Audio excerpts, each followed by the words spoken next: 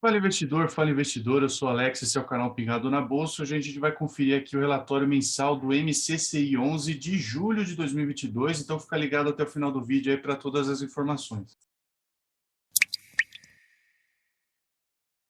Bom, antes de mais nada, eu vou pedir para você se inscrever no canal caso não esteja inscrito ainda e também curtir o vídeo que ajuda bastante na divulgação do nosso trabalho. Bom, aqui algumas informações gerais sobre o fundo Mauá Capital Recebíveis Imobiliários. O código é MCCI 11, são 90.659 cotistas, o patrimônio líquido do fundo aqui é de 1 bilhão 411 milhões de reais, mais ou menos aí uns 96 reais por cota. A liquidez do fundo aqui no mês foi de 91 milhões de reais, uns 4 milhões e 400 aqui da média diária. O valor da cota mercado aqui no fechamento desse relatório estava em R$ 97,80, um pouquinho acima aqui do patrimônio líquido por cota. O último dividendo aqui foi de R$ 1,10 por cota. O preço de mercado aqui sobre o patrimonial estava em 1,01, então, como eu falei, um pouquinho acima aí, quase iguais aí, né? O dividend yield analisado foi de 14,4% ao ano. E aqui o pagamento e anúncio de dividendos, então o 8º dia útil eles anunciam o pagamento e no 13º dia útil de cada mês eles pagam os dividendos respectivamente.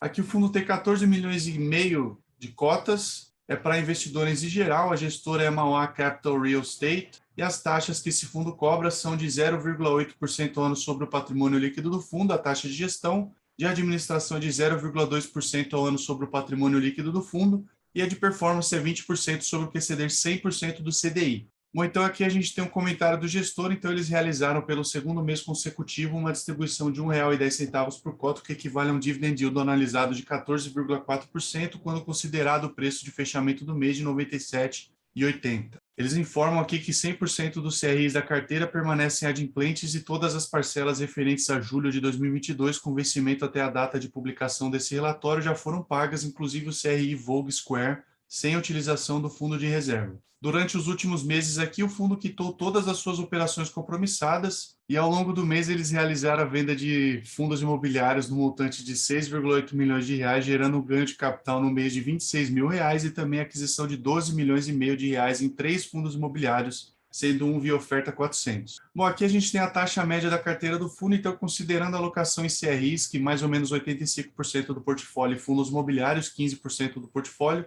a carteira do MCCI apresenta uma taxa média ponderada de inflação mais 7,1% e CDI mais 3,6%. Eles encerraram o mês com 97% dos recursos do fundo alocados em ativos-alvo, sendo 27 CRIs e 18 fundos de CRI. Bom, aqui a gente tem inflação e projeções de distribuições, então cenário de inflação e queda nos próximos meses. Aqui os valores apurados para o IPCA em maio e junho ficaram próximos de 0,5%, o que já representa uma redução significativa em relação aos percentuais registrados entre fevereiro e abril do ano, acima de 1%. Além disso, o mercado tem ajustado as expectativas de inflação para os próximos meses, então para o mês de julho, especificamente, a expectativa já é de deflação, principalmente por conta da queda do valor dos combustíveis. Então, essas reduções nos índices de inflação e principalmente meses de deflação afetam diretamente a remuneração dos fundos de CRI, que não possuem reservas e estão concentrados em ativos indexados ao IPCA ou IGPM. Então, no caso específico aqui do MCCI, o atual patamar de reservas, que é 2,98 por cota do fechamento de junho, faz com que o patamar atual de rendimentos possa ser mantido nos próximos meses, mesmo com esse cenário de inflação em queda. Então, essas reservas contábeis aqui foram acumuladas durante o período de inflação elevada e assim poderão ser utilizadas para a manutenção do atual patamar de distribuição,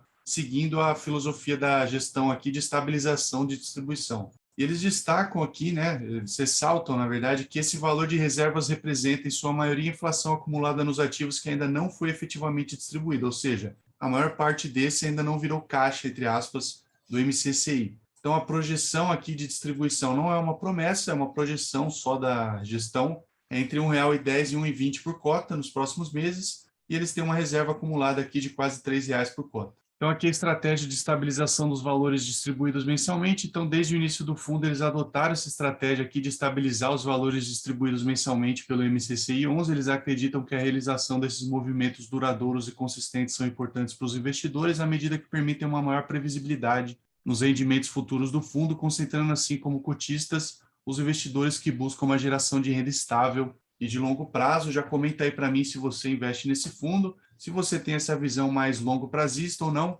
e Lembrando, isso aqui não é uma recomendação de compra ou de venda desse ativo. Então, nesse sentido, o movimento recente de aumento de distribuição para R$ 1,10 por cota poderá ser preservado por meses subsequentes, mesmo em um cenário de tendência de queda nos índices de inflação, dado o patamar de reservas do fundo, como a gente já comentou aqui. Então, eles saíram lá de 61 centavos em janeiro de 2020, com um dividend yield aqui na casa de 7,3%, e praticamente dobraram aqui o dividend yield, tá? 14,4% e R$ 1,10 aqui distribuído. Aqui a rentabilidade do fundo, então abaixo eles apresentam aqui o gráfico de rentabilidade a mercado ajustada pelos dividendos distribuídos ao cotista desde o início do fundo, e o MCCI apresenta performance consistente desde o seu início, superando tanto o CDI quanto o IFIX. Então a performance aqui desde o início do fundo, e se a gente for considerar o IFIX e o CDI, então, mercado mais dividendos 24,1%, patrimonial mais dividendos 22,3% desde o início. O IFIX teve uma queda aqui de 2,5%, enquanto que o CDI teve um aumento de 13,4%. Então, realmente, o fundo tem tido uma performance desde o seu início aí melhor do que tanto o IFIX quanto o CDI. Lembrando que esse fundo teve seu IPO lá mais ou menos em 2019.